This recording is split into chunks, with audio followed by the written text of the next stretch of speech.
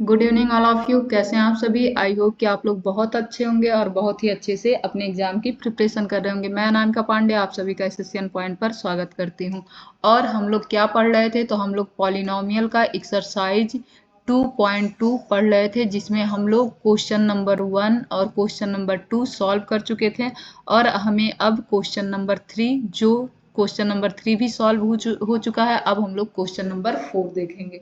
तो question number 4, इस question में था क्या? तो इस क्वेश्चन में हमें सम ऑफ जीरोज निकालना था। क्या निकालना था? सम ऑफ जीरोज और प्रोडक्ट ऑफ जीरोज निकालना था। और इन्हें हमें शो करना था, दिखाना था कि यह sum of zeros b by a के बराबर होगा और product of zeros c by a के बराबर होगा। आइए क्वेश्चन सॉल्व करते हैं। तो क्वेश्चन हमारा दिया गया 4u² प्लस में 8u इज इक्वल टू 0। अब यहाँ से हम लोग कॉमन ले सकते हैं। क्या कॉमन ले सकते हैं? तो 4 यहाँ भी दिख रहा है, u यहाँ भी दिख रहा है, 4 यहाँ भी दिख रहा है, u यहाँ भी दिख रहा है, तो हम 4u ले लेंगे।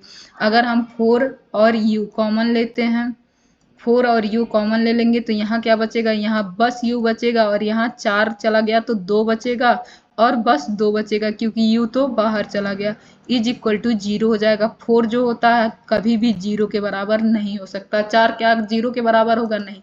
बट u क्या हो सकता है? 0 के बराबर हो सकता है। u माइनस 2 क्या होगा? 0 के बराबर हो सकता है। तो यहाँ से u की वैल्यू क्या आ गई? तो यहाँ से u की वैल्यू हमारी 0 आ गई और यहाँ से u की वैल्यू -2 आ गई।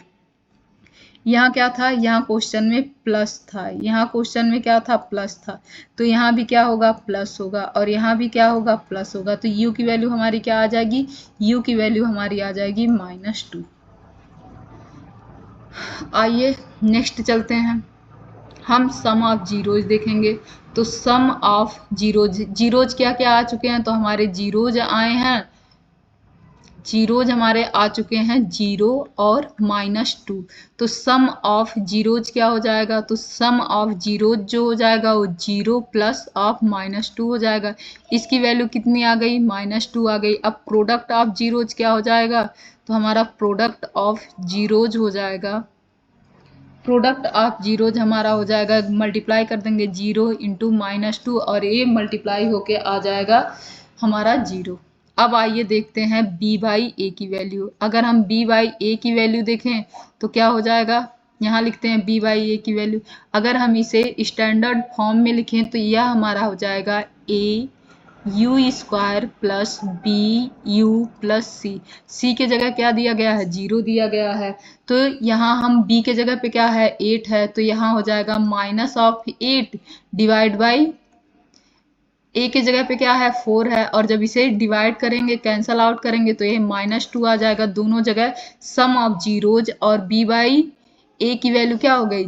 सेम हो गई, इक्वल हो गई। अब यहाँ देखते हैं c की वैल्यू कितनी है? 0, a की वैल्यू कितनी है? 4, ये वैल्यू क्या आ गई? 0 आ गई, यानी कि प्रोडक्ट ऑफ जीरो भी दोनों जगह क्या आ गया? सेम आ गया। अब आइए नेक्स्ट क्वेश्चन करते हैं। नेक्स्ट क्वेश्चन हमारा क्या है? t -15 है, t² -15 है। अब इसके लिए, इसके जीरोज निकालने के लिए हम लोग क्या करेंगे? एट फर्स्ट हम इसे टेंस टू 0 लिख देंगे और यहाँ से t की वैल्यू आ जाएगी। तो t² इक्वल टू क्या लिख सकते हैं? 15 को इधर कर देंगे तो ये हमारा 15 हो जाएगा। t इक्वल टू क्या हो जाएगा? तो ये रूट में हो जाएगा 15 प्लस -1। जब भी कभी भी ये स्क्वायर इधर जाता है तो 2 वैल्यू आती है। जब ऐसे हमें निकालना रहे तो 2 की 2 वैल्यू t की आएगी, वो भी प्लस माइनस √15, यानी कि एक प्लस √15 आ जाएगा, प्लस √15 आ जाएगा और दूसरा माइनस √15 आ जाएगा। यानी कि हमें जीरोज में क्या मिले? तो जीरोज हमारे मिल गए, जीरोज हमारे क्या मिले? तो ये प्लस √15 हो जाएगा और माइनस √15 हो जाएगा। आइए देखते हैं sum of zeros and product of zeros और b बाई ए देखते हैं। तो अगर हम सम ऑफ जीरोज लिखेंगे, सम ऑफ जीरोज लिखेंगे तो ये हमारा क्या हो जाएगा? दोनों जीरोज को ऐड कर देंगे तो ये √15 फिर प्लस में माइनस ऑफ √15 हो जाएगा। और एक जगह क्या हो जाएगा, एक जगह प्लस √15 हो जाएगा और दूसरे जगह माइनस √15 हो जाएगा। ये दोनों कैंसल आउट हो जाएगा और हमारा 0 आ जाएगा। अब हम देखेंगे POZ यानी कि प्रोडक्ट ऑफ जीरोज देखेंगे। और प्रोडक्ट ऑफ जीरोज क्या हो जाएगा, तो एक जगह हो जाएगा माइनस √15 मल्टीप्लाई ऑफ प्लस √15 और ये दोनों मल्टीप्लाई होके कितना आएगा, तो ये दोनों मल्टीप्लाई होके आ जाएगा -15। अब हम इसे क्या लिखेंगे, अब हम इसे स्टैंडर्ड फॉर्म में लिखेंगे। और जब स्टैंडर्ड फॉर्म में लिखेंगे तो हमारा क्या हो जाएगा हमारा ax² प्लस में bx प्लस में c। ax² की जगह पे 1t² है प्लस में bx², b की जगह पे क्या है 0 इंटू t है और c के जगह पे -15 है। तो अगर हमें सम ऑफ b बाई a निकालना रहे, b by minus of b by a निकालना रहे तो b की जगह पे क्या है 0 है डिवाइड बाई 1 है। अब इसकी वैल्यू 0 आ जाएगी, तो यहाँ भी और यहाँ भी दोनों की वैल्यू क्या है सेम है। अब आइए नेक्स्ट देखते हैं, प्रोडक्ट ऑफ जीरोज देखते हैं, यानी कि हम c बाई a देखते हैं। c की वैल्यू कितनी है -15 है, a की वैल्यू कितनी है 1 है, तो यह हमारा वैल्यू क्या आ गया -15 आ गया। दोनों जगह -15 में -15 इक्वल हो गया, यानी कि ये क्वेश्चन भी क्या हुआ सॉल्व हो गया, प्रूफ हो गया। अब क्वेश्चन नंबर क्या देखेंगे 6 देखेंगे। क्वेश्चन नंबर 6 देखते हैं। क्वेश्चन नंबर 6 क्या लिखा है 3x² - x - 4 लिखा है इज इक्वल टू 0। क्या निकालेंगे, जीरोज निकालेंगे। पैटर्न क्या है, तो पैटर्न वही है, अगर इन दोनों का मल्टीप्लाई कर दें तो ये हमारा 12 आ गया, यहाँ माइनस में 1 आ गया। अब हमें दो ऐसी वैल्यू चाहिए, ये माइनस में है क्योंकि यहाँ माइनस है, क्योंकि इन दोनों का मल्टीप्लाई करते हैं और यहाँ लिखते हैं और ये वैल्यू यहाँ लिखते हैं। अब हम देखेंगे कि कौन सी ऐसी वैल्यू हमें मिलेगी जिन्हें ऐड करने पे या सब्ट्रैक्ट करने पे -1 आए और प्रोडक्ट -12 आए।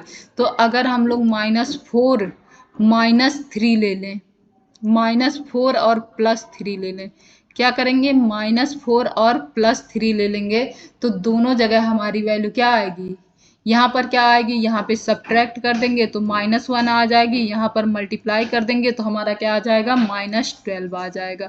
अब आइए वैल्यू देखते हैं। आप लोगों को क्या बताई थी, हमें ऐसी दो वैल्यू ढूंढनी रहती है जिन्हें सब्ट्रैक्ट करने पे या ऐड करने पे -1 आए और प्रोडक्ट उसका -12 आए। अब हमें ऐसी दो वैल्यू मिल गई, क्या मिली 4 मिला और 3 मिला।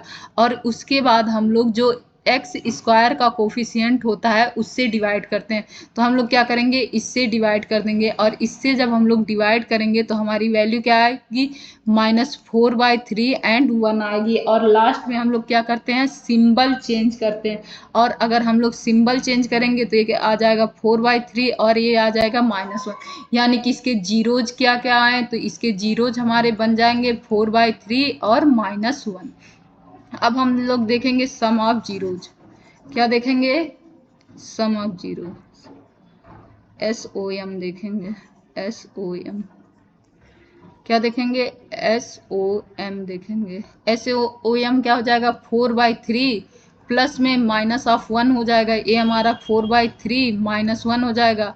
अब ए वैल्यू हमारी क्या आएगी, ए वैल्यू हमारी आ जाएगी 4 - 3 डिवाइड बाई 3, क्योंकि 3 से इसमें मल्टीप्लाई होगा और ये वैल्यू हमारी क्या बनेगी 4 - 3 डिवाइड बाई 3, ये हमारी वैल्यू आ जाएगी 1/3।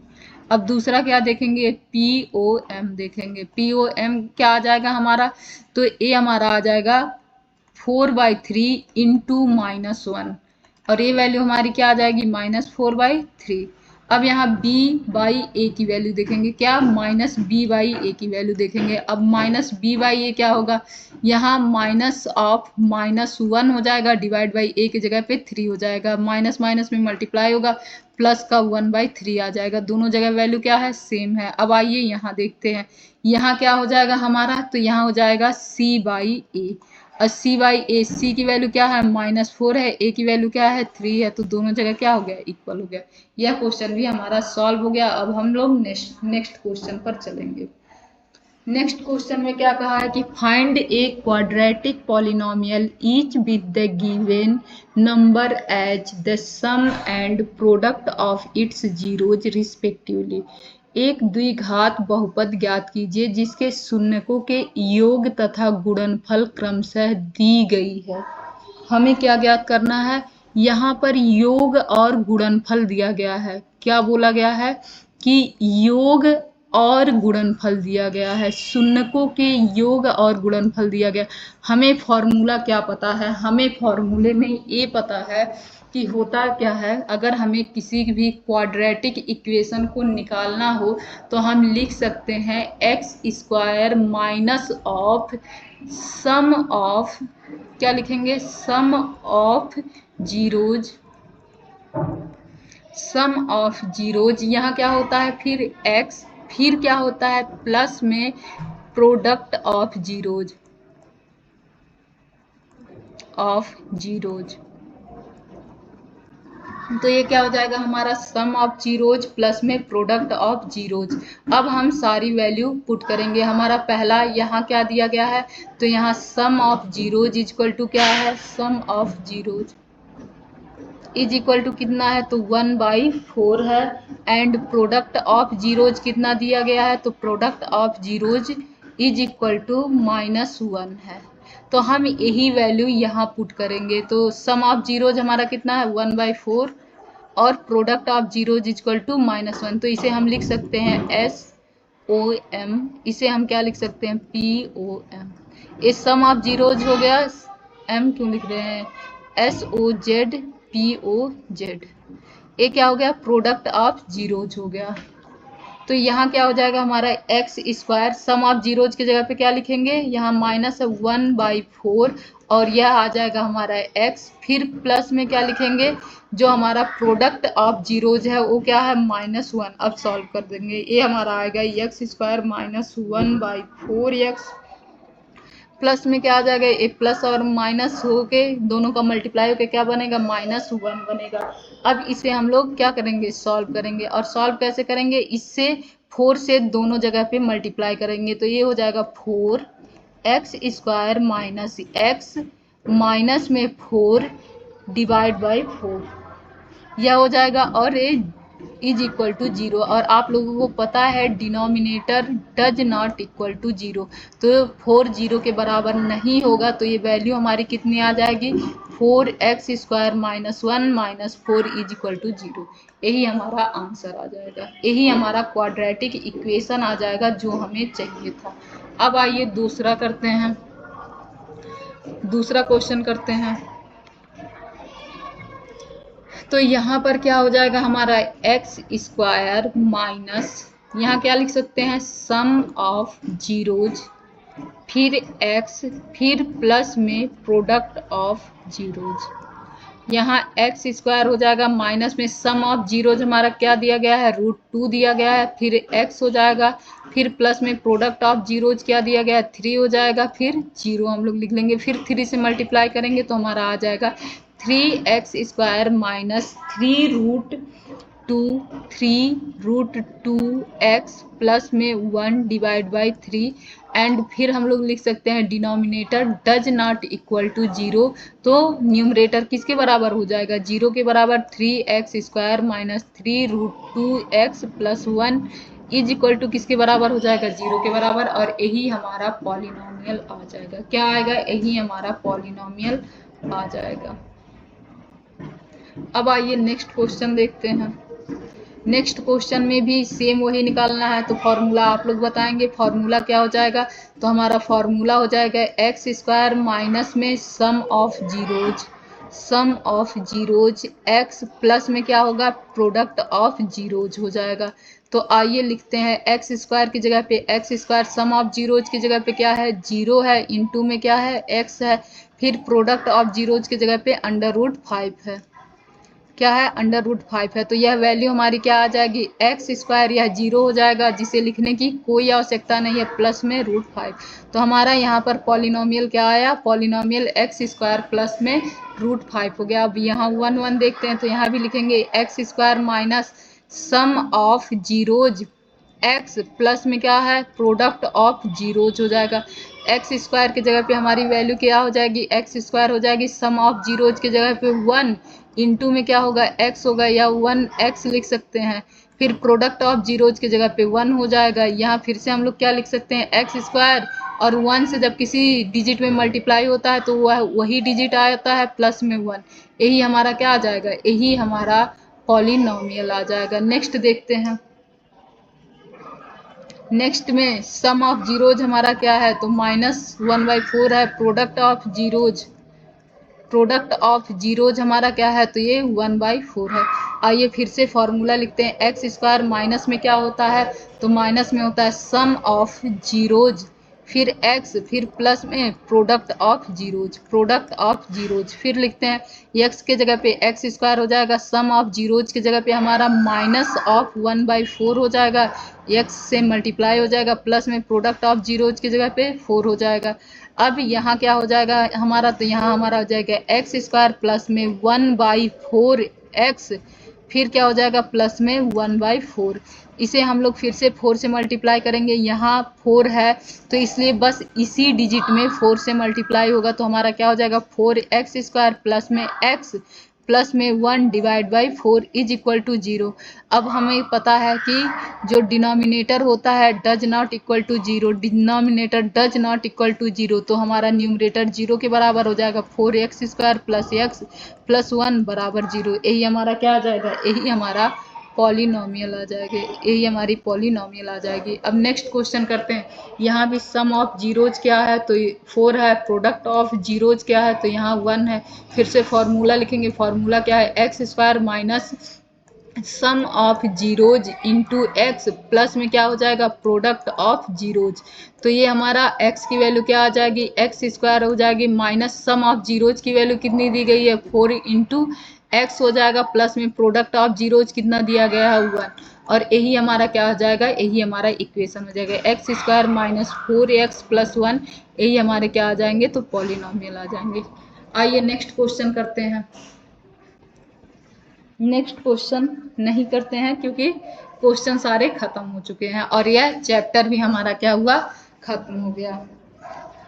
तो ये चैप्टर आप लोगों को बहुत अच्छे से समझ में आया होगा। इस चैप्टर में कुछ करना ही नहीं था, बस जो मैं आप लोगों को इसके पहले 2 वीडियो में बताई थी उसे आप लोगों को क्या करना है बहुत ध्यान से देखना है। इसलिए ध्यान से देखना है क्योंकि आप लोग ध्यान से देखेंगे तभी तो ये चैप्टर बस 2-4-5 मिनट में ख़त्म हो जाएगा। तो ये सारे चैप्टर क्या थे बहुत ही आसान थे।